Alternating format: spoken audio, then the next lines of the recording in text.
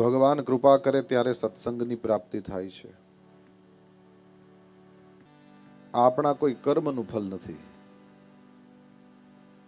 ભગવાનનું નામ બોલવા મળે, ભગવાનનું નામ સાંભળવા મળે, એ ભગવાનની કૃપાનું જ ફલ છે. આપણે મનમાં સંકલ્પ કરી શકીએ કે આવું થાય તો સારું, આમ થાય તો સારું, અને એના માટે આપણે મહેનત પણ કરી શકીએ છીએ. પણ આપણી ઈચ્છા અને આપણો પ્રયત્ન આ બેથી પૂરું થતું નથી. એમાં ઉપરવાળાની કૃપા પણ જોઈએ. કારણ કે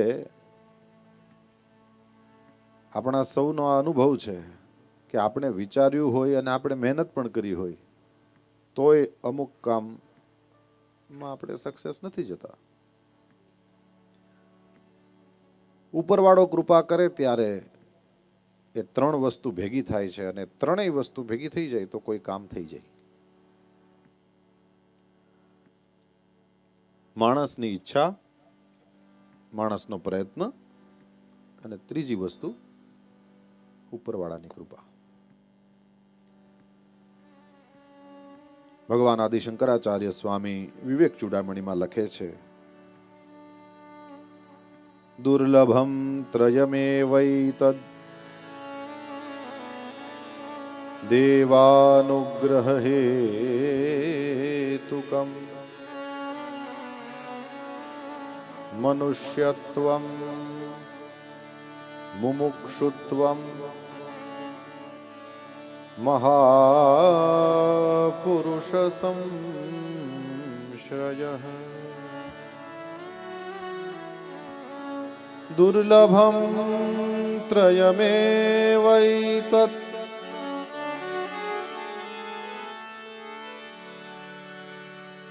તમારા કાનને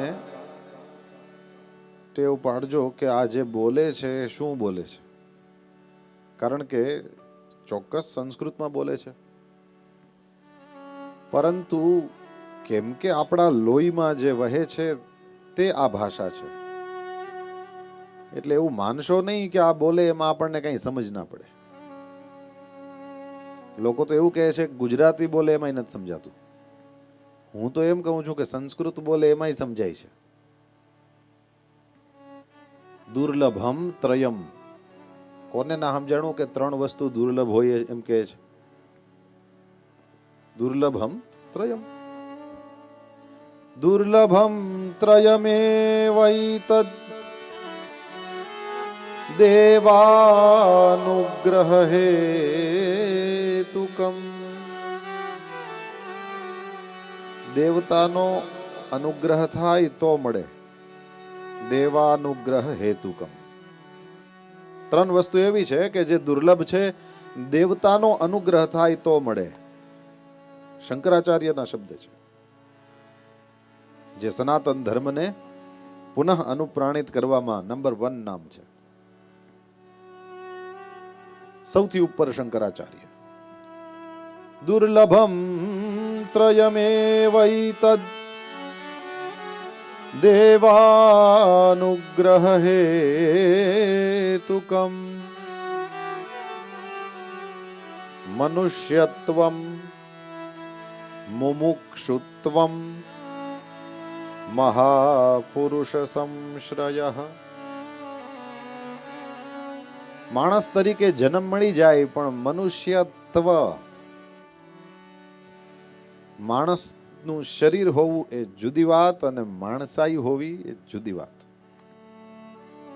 લીંબુમાં ખટાશ તો હોય જ, મરચામાં તીખાશ તો હોય જ, પણ એમ કહી શકાય છે કે માણસમાં તો માણસાઈ હોય જ.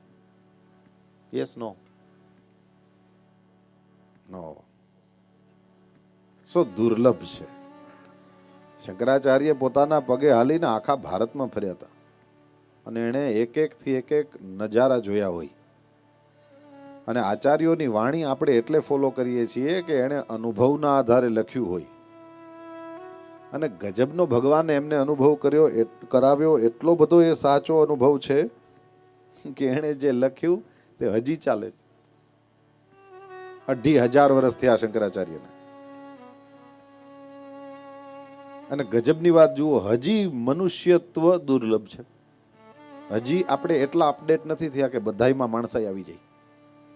નહીતર બધાય ફોનમાં ગૂગલ આવી ગયું, પણ બધાય માણસમાં માણસાઈ હજી ડાઉનલોડ નથી થઈ. તો 2500 વર્ષથી એકની એક જ વાત હજી સાચી છે. દુર્લભમ ત્રયમેવૈતદ્ દેવાનુગ્રહ હેતુકમ મનુષ્યત્વમ મુમુક્ષુત્વમ. બીજી વસ્તુ છે મુમુક્ષુત્વ. મુમુક્ષા એટલે છૂટવાની ઈચ્છા. મોક્ષ શબ્દ સાંભળેલો છે ને? મોક્ષ એટલે મોક્ષનો સીધો મતલબ થાય છૂટી જવું. તો મોક્ષની ઈચ્છાને કહેવાય મુમુક્ષા. પાણીની તરસ લાગે, પ્યાસ લાગે એને કહેવાય પીપાસા. ભૂખ લાગે તો એને સંસ્કૃતમાં કહેવાય બુભુક્ષા. અડધી સંસ્કૃત શીખવાડી દેવી એક કથામાં. પાણીની તરસ લાગે તો કહેવાય પીપાસા, ભૂખ લાગે તો કહેવાય બુભુક્ષા. ગઈકાલે સંસ્કૃત ડે હતો. એકલું રક્ષાબંધન જ નથી, સંસ્કૃત ડે પણ છે. તો તરસ લાગે તો કહેવાય પીપાસા, ભૂખ લાગે તો કહેવાય બુભુક્ષા. એમ છૂટવાની ઈચ્છા થાય એને કહેવાય મુમુક્ષા. છૂટવાની ઈચ્છા. મોક્ષ દુર્લભ નથી, માણસને છૂટવાની ઈચ્છા જ નથી થતી. દાંત નો હોય ને તોય શેરડી ફોલતા હોય. આપણે એમ કે પણ આ પેઢા છોલાઈ ગયા, હું તો છોકરાઓને છોલી દઉં. છૂટવાની ઈચ્છા તો થવી જોઈએ ને, તો છૂટે ને માણસ. સંસારથી છૂટવાની ઈચ્છા અત્યંત દુર્લભ છે. સંસારનું સ્વરૂપ જ એવું સુંદર છે કે એના કારણે થઈને આપણે આની અંદર વધારે ને વધારે ખેંચાઈ જઈએ. આ ફૂલ છે, આ સાંજે કરમાઈ જાય. મતલબ આની જિંદગી ટૂંકી, પરંતુ એનો રંગ, ક્યારેક એની સુગંધ, એનું સ્વરૂપ એ મને ને તમને પકડે. હવે જો આનો સદુપયોગ ના કરીએ, ડેકોરેશન કરી દીધું, ભગવાનના ચરણમાં સમર્પિત કરી દીધું, કોઈએ પોતાના માથામાં સજાવી દીધું, એના જે સદુપયોગ છે એટલું ના કરી નાખ્યું, તો આને ને આને પકડીને બેઠા રહેવાથી કંઈ ના થાય, હમણાં સુકાઈ જશે. સંસારનું સ્વરૂપ આના જેવું જ છે. આનો રંગ, આની સુગંધ, આનો સ્પર્શ એટલું સુંદર, પરંતુ ટેમ્પરરી.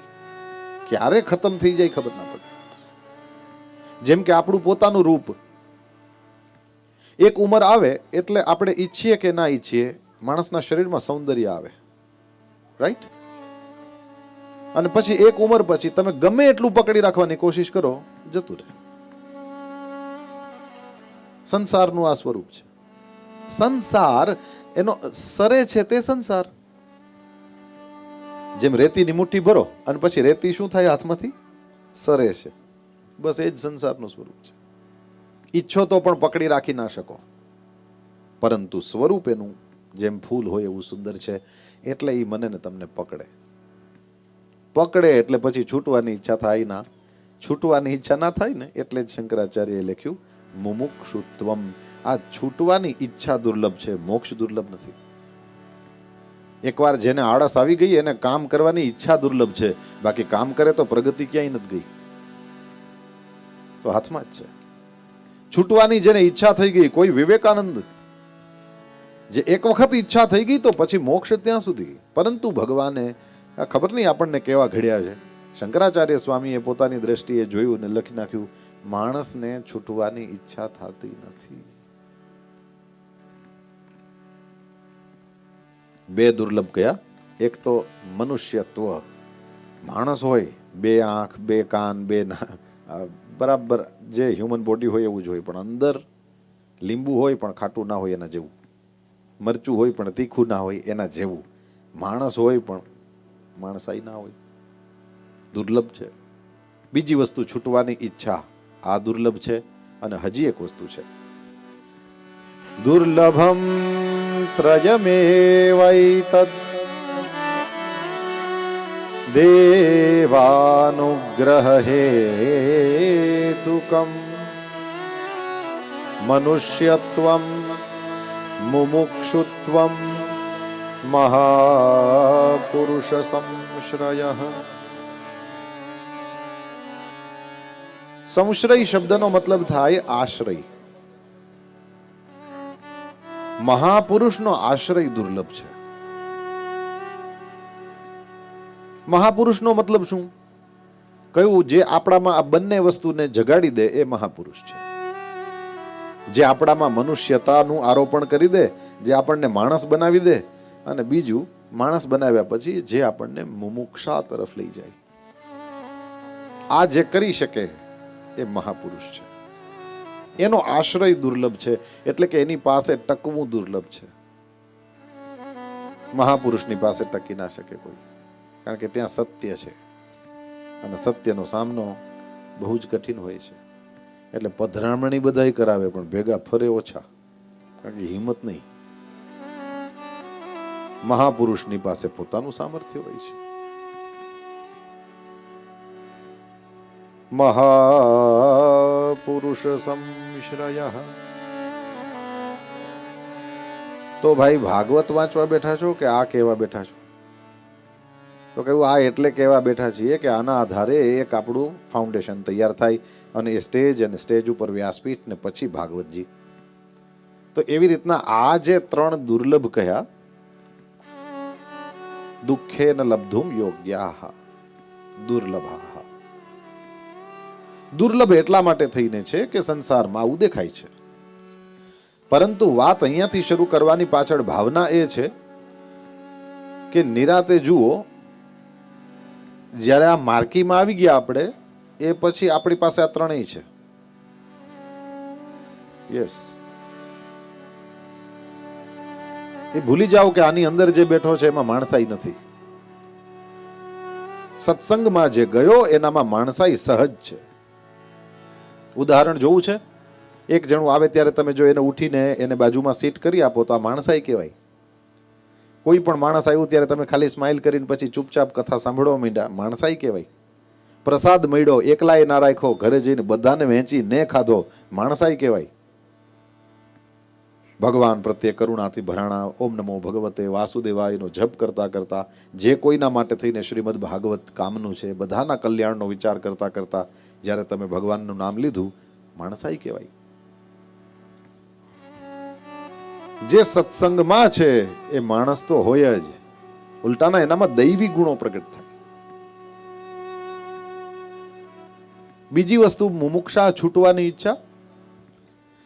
જો એ જરાય ના હોય તો કોઈ અહીં ટકે ના, કારણ કે અહીંયા તો છૂટાય કેમ એની જ વાતો છે, અહીંયા બંધાવાય કેમ એની વાતો થતી જ નથી. એટલે ચાહે ગમે તેવી રીતે આપણે જીવતા હોઈએ પણ અંતમાં આપણી ઈચ્છા છૂટવાની છે.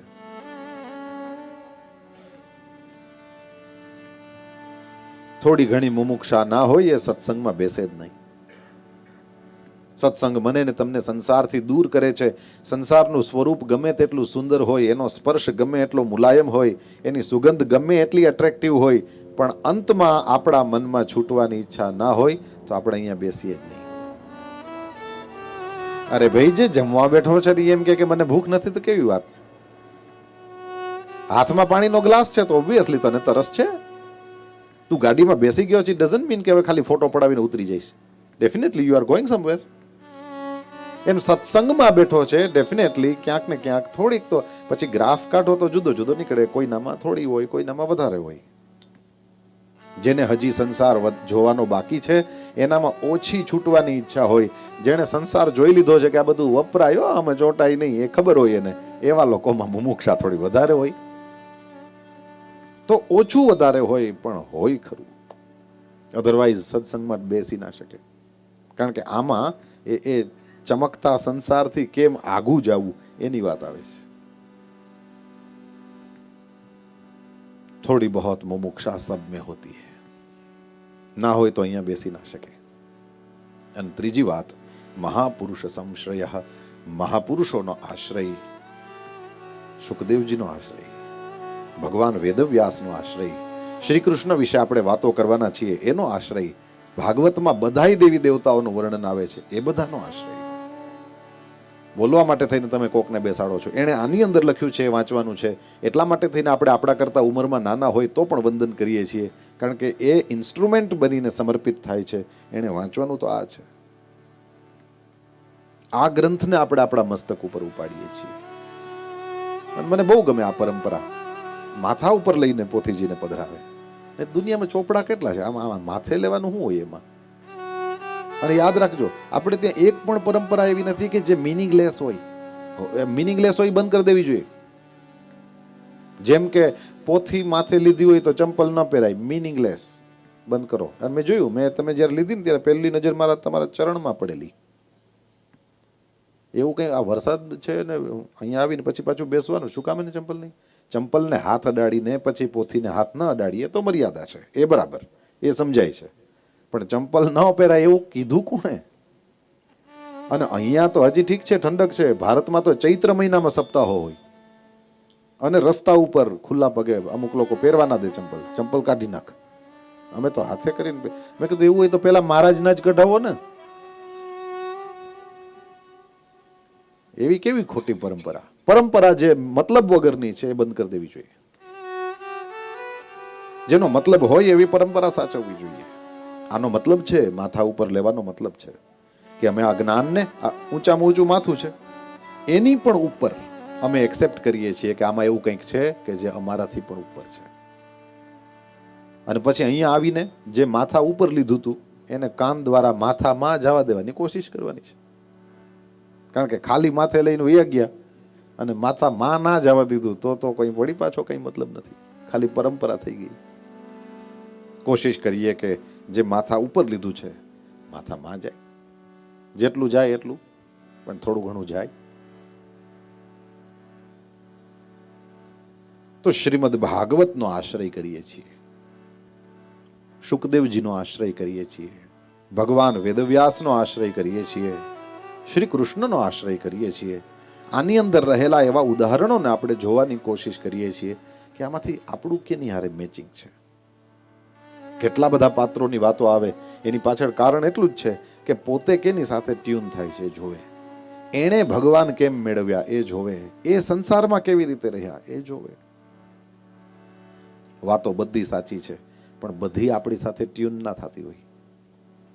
પરંતુ એવી વાત કે જે તમારી સાથે ટ્યુન થાય, ક્યારે આવે એટલે 7 દિવસ બેસીને સાંભળવાનું. પરમાત્માની કૃપા છે આપણા ઉપર કે આપણને મહાપુરુષોનો આશ્રય પણ મળ્યો. તો 3 વસ્તુ દુર્લભ ભગવાન શંકરાચાર્યએ કહી. માણસાઈ અઘરી છે, છૂટવાની ઈચ્છા અઘરી છે, અને કોઈ મહાપુરુષનો આશરો મળવો એ બહુ અઘરો છે, દુર્લભ છે. આપણે ભાગ્યશાળી છીએ કે આપણને આ 3 વસ્તુ પ્રાપ્ત થઈ છે.